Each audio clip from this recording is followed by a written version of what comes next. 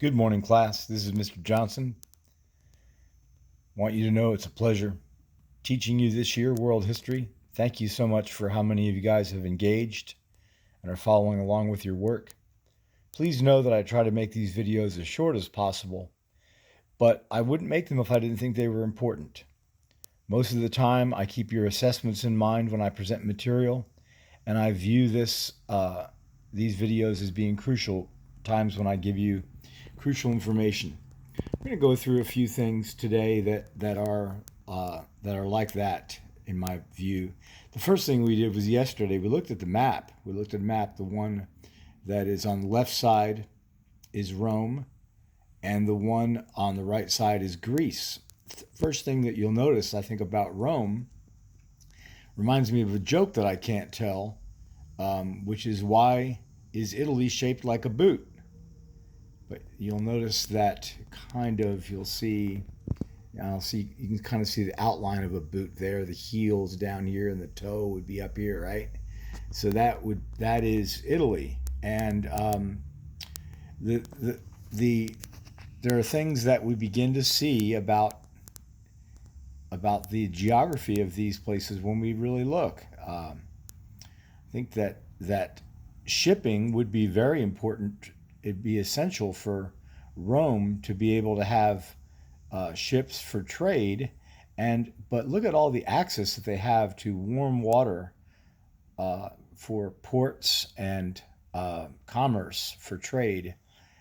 Also, though, the territory of Rome is contiguous. That means it's connected. It'd be easy to travel from one place to another, and by heading north up from the boot, you can reach so many places in Europe and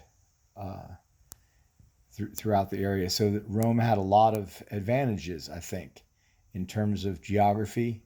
There are some challenges. You can see mountain ranges and other things, but by and large, Rome was set up well for a unified government, for a centralized government. Think about in the United States. If if I'm in Washington D.C. and I'm going to pass a law saying that people in Indiana and that people in Texas can't any longer hold guns, think about what a challenge that's going to be one of these days if that were to happen, where the government were to come try to locate those across such a huge country as the U.S. So many large rural areas and people with cabins and underground bunkers, and it's amazing to think about the challenges of such a large space. But I think Rome had a lot of advantages. Now look at Greece on the right. Greece is just many islands that are totally disconnected. You can see how if you were to leave one place in the Greek islands and go to another, you would have a bit of a voyage on your hand. You would have some traveling to do. Greece was um, uh, comprised of many islands, and so if you were going to try to have a centralized government there, it would be difficult. You could pass a law at one point in Greece and then send a ship to notify people on another island about that law.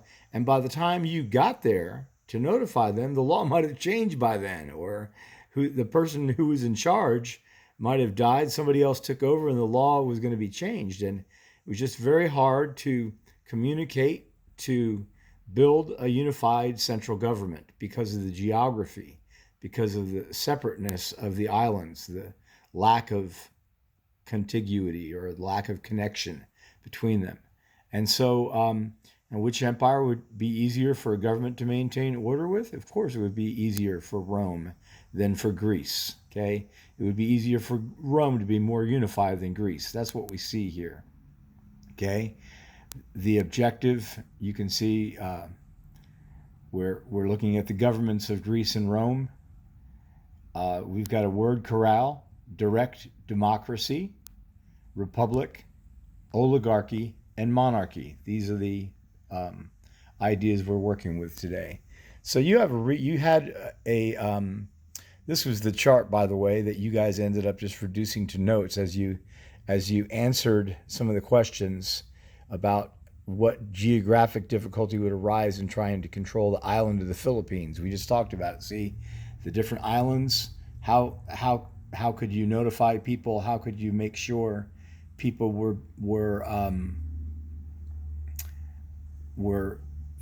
following the law?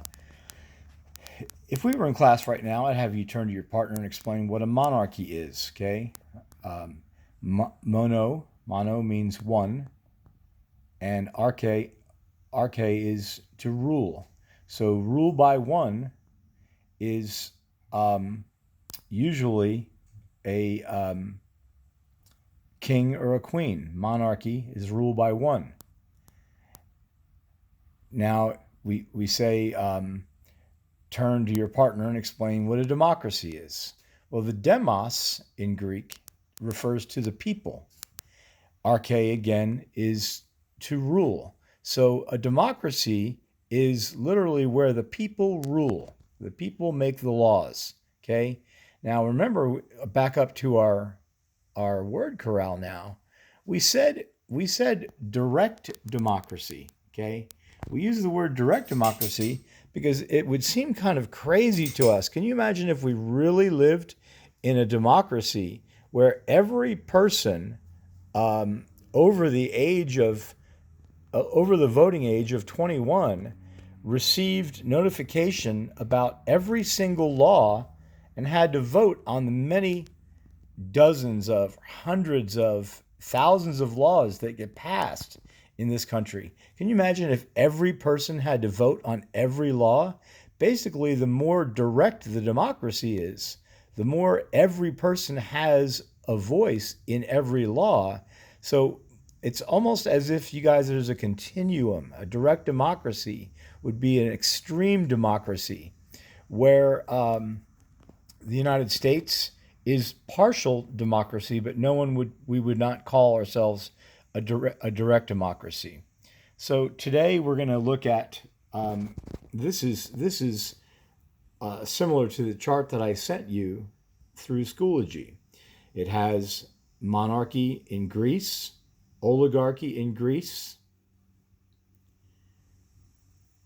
democracy in Greece, and republic in Rome. And real quickly, I'm gonna make this video shorter, but I want to say again, monarchy is usually a king or queen. The characteristics of it is that they hold power until they die, and then they appoint an heir, usually the oldest son, to become the king when they're gone. The role of the citizen is to serve and be happy about serving the king and the queen. A monarch usually rules by something called divine right, some version of what we call divine right, which means the monarch makes the claim to be special in the eyes of God, and because they are special, they have a natural sort of authority, a natural right to reign. Oligarchy is a different kind of thing. Oligarchy is when power are in the hands of a few people. If we think about it chronologically, a lot of times what will happen is the king acts kind of nutty. Maybe the king starts breaking laws and punishing people in extreme ways and unfair ways. And there's a group of people around the king that realize that this guy's gone insane.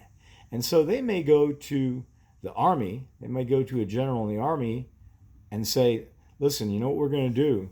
We're going to take over this government. There's 6 of us here. And we're going to take over the government. We're going to rule, and we want you to go detain the king, put the king in jail, and we're going to take over the government. We're an oligarchy. We're a small group of people who are going to rule the country, usually because of a loss of faith in the monarch. Now, if we continue to look at this thing chronologically, the oligarchy may be an inefficient form of government. Maybe these guys are too corrupt. Maybe they're governing and using the laws to benefit themselves. And maybe there's an uprising among the people, and the people think, we're not getting any representation. We're really not being represented in our own government. And so they may overthrow the oligarchy and institute a democracy. Greece was famous for its democracy. Really, democracy is one of Greece's great gifts to mankind. This idea that people deserve to be represented in the government, they not just representation, but democracy is a form of self-government. Now, of course, the democracy didn't extend to all adults. It didn't extend to women. It didn't extend to children. It didn't extend to slaves. But it did extend to all adult males in Greece, and they met and discussed laws and voted on laws. And at the end of the day, the rather direct democracy that Greece had is a tremendous example to the world of people taking responsibility for their own rule. A republic can be combined with democracy to some degree, because in a republic, the people don't vote on everything as in a democracy, but in a republic, they vote for representatives. And then those representatives form a body of lawmakers who then make laws. But the expectation with a republic is still that since I'm voting as a citizen for my representative has a responsibility to vote toward my best interest, vote in a way toward public safety and opportunity and to protect people's rights. So a republic is still responsive to the people, because in a republic, if the people don't feel their representatives are acting with integrity and doing what they're supposed to do, they vote those representatives out and elect new representatives in a republic. Now, so a republic combines some aspects of democracy. That's why the U.S. is called a democratic republic, because it's democratic in the sense that the people do take responsibility for rule. Rule is of, by, and for the people in the U.S. Constitution. So a republic is partly democratic because the people vote for representatives. That's all I'm going to say today. It's been longer than I wanted to go. Thank you guys for hanging in there. Please realize that I think that the material we covered today will be helpful to you, and I appreciate you watching. Thanks. Bye-bye.